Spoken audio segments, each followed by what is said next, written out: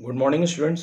मैं संजू मिश्रा, सहायक प्राध्यापक वाणिज्य Pentium point technical college Rewa, आपके सामने पुनः ऑनलाइन क्लास के लिए प्रस्तुत हूँ। पिछली क्लास में हम लोग जनसंपर्क की बात कर रहे थे, जो विज्ञापन का एक हिस्सा है। तो जनसंपर्क पर हमने परिभाषा और उसकी विशेषताएं को छोड़ दिया था। विशेषताएं सामान्य रूप से बात करें तो जनसंपर्क विज्ञान और कला दोनों है, क्योंकि किस तरह से इम्प्लीमेंट करना है, किन शब्दों का उपयोग करना है और कितने कब करना है, ये सारी चीज़ें आइडेंटिकल इम्प्लीमेंट की जाती है। इसके अतिरिक्त सामान्य रूप से अगर कहें तो जनसंपर्क एक व्यावसायिक संगठन का इम्पोर्टेंट हिस्सा है। जनसंपर्क या सामान्य रूप से अगर पब्लिक रिलेशन की बात करें तो टू वे प्रोसेस है। एक ही तरह से अगर सिर्फ हम उन एक्टिविटीज़ को इन्वॉल्व करें तो हम सही ढंग से, जब तक उसको सुनने वाला ना हो तो हमारे द्वारा की गई सारी एक्टिविटीज़ शून्य मान ली जाएंगी। क्योंकि रिप्लाई जरूरी है, क्योंकि हमने क्या कम्युनिकेट किया ये तब पता चलेगा जब सामने से रिप्लाई मिलेगा।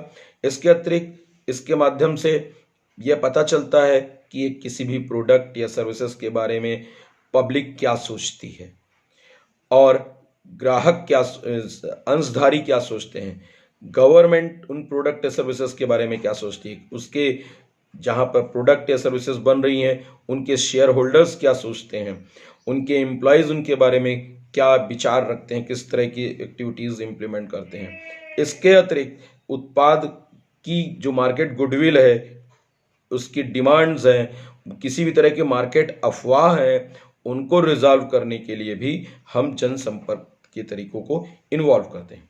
जनसंपर्क सामान्य रूप से कुछ ऑब्जेक्ट्स के साथ इम्प्लीमेंट किया जाता है। वो तरीका है संस्था के विषय में जानकारी देना, दूसरे व्यक्ति और संस्थाओं के बारे में लोग क्या सोचते हैं इसकी जानकारी रखना, आपके कंपटीटर या आपके उत्पाद के कंपटीटर कौन है इनके संबंध में पूर्ण जानकारी प्राप्त करना।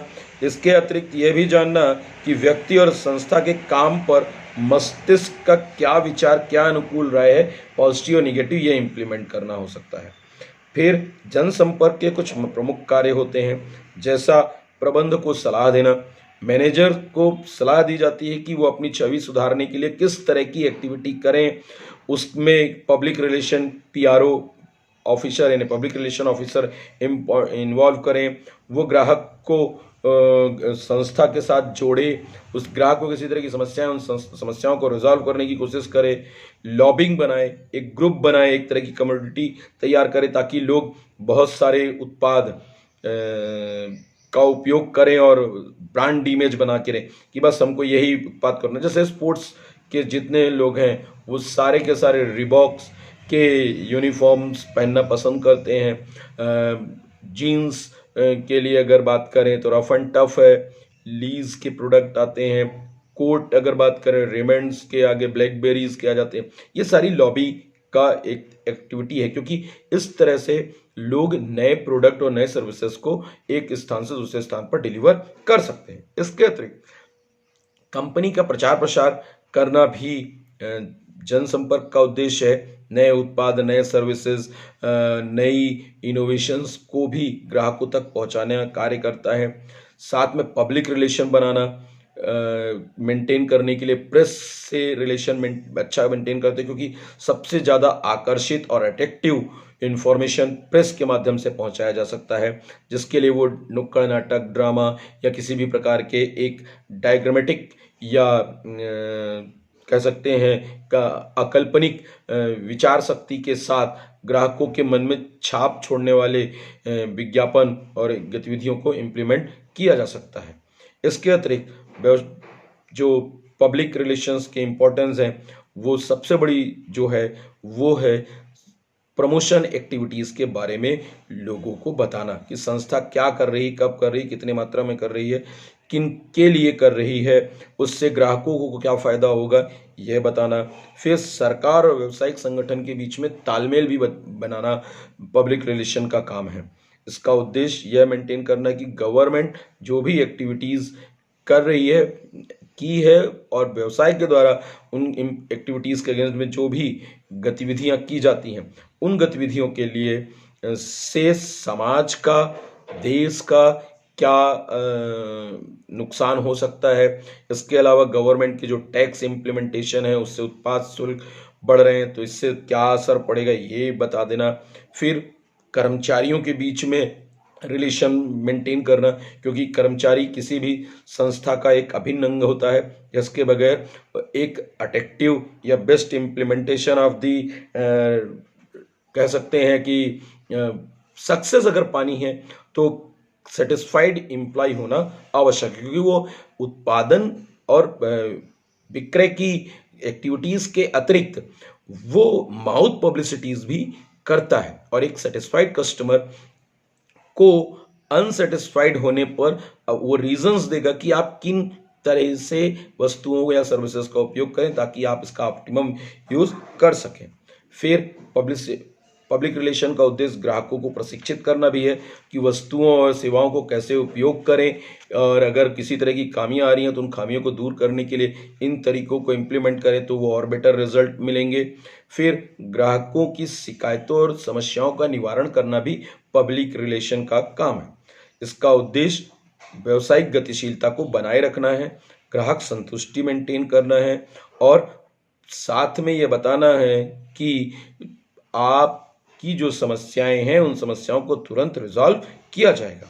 फिर किसी भी प्रकार के जो परिवर्तनशील जानकारियां हैं उन जानकारियों को प्रदान करना भी पब्लिक रिलेशन का उद्देश्य है। नए रिसर्च, नए इनोवेशंस, प्रॉफिट इंक्रीज हो रही है, नए इक्विपमेंट्स या प्लांट्स इन्वॉल्व बिजनेस में हो रहे हैं तो उसको ध्यान में रखकर पब्लिक रिलेशंस मेंटेन की जाती है। साथ में पब्लिक रिलेशन इसलिए भी मेंटेन की जाती है ताकि किसी भी प्रकार की विपत्ति के समय में संस्था का नुकसान न हो, जैसे स्ट्राइक हो गया, बंदी हो गई जैसे अभी इस समय था, लेकिन लोग जिनके यहाँ पर से सामान खरीद रहे थे वहाँ पर अगर उनके कॉन्टैक्ट नंबर थे तो उनके यहाँ पास होम डिलीवरी हो गई तो इससे उन्हें अनावश्यक रूप से किसी भी प्रकार का नुकसान नहीं उठाना पड़ा। फिर किसी भी कंडीशन में यदि उत्पाद की कमी है तो कॉन्टैक्ट के माध्यम से उन्हें वो वस्तु कुछ दिनों में उपलब्ध कराने के लिए या उनसे ये कहा जाए कि आप घर जाइए, बस प्रोडक्ट आपके घर पर वो पहुंच जाएगा जैसा आप चाह रहे हैं। ये सारी हेल्दी रिलेशन बनाना पब्लिक रिलेशन की एक्टिविटी है।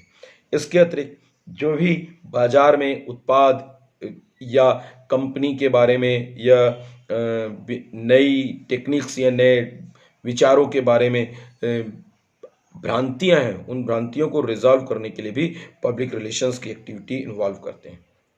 फिर बात होती है विज्ञापन के उद्देश्य।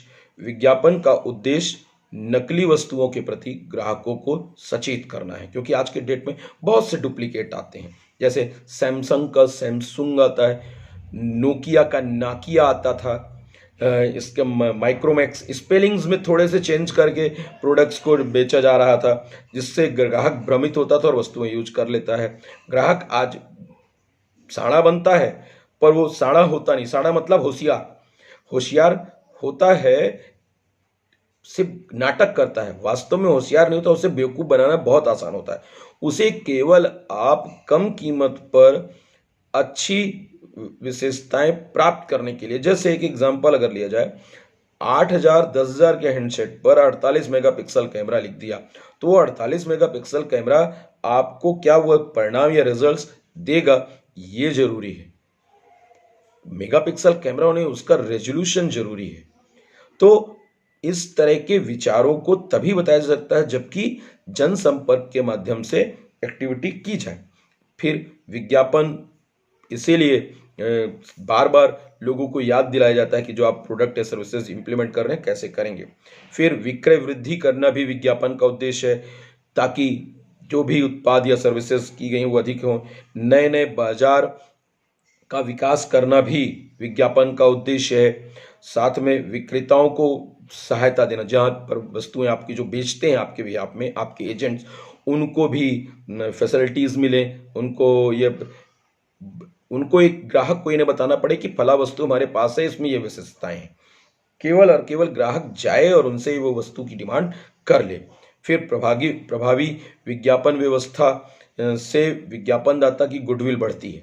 जब इफेक्टिवली एडवर्टाइजिंग होगा तो गुडविल बढ़ेगी, निरंतर कंटिन्यूटी, लोगों को याद दिलाया जाएगा तो बार बार दिमाग में वो नाम ही आएगा।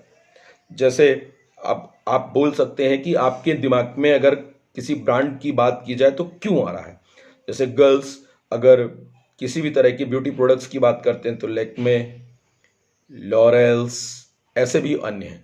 नहाने में जैसे अपन लोग यूज करते हैं, नहाने में लाइफ बॉय या ये नीम प्रोडक्ट्स यूज करते हैं या लक्स यूज करते हैं। इस तरह से आइडेंटिफाई। क्रीम लगानी है तो fair and lovely, fair and handsomes की बात करते हैं। बोरो प्लस और बोरोलिन पुरानी हो गई, अभी यूज नहीं होती, ठंडी आती है, लेकिन वैसलीन की डिमांड आ जाती है।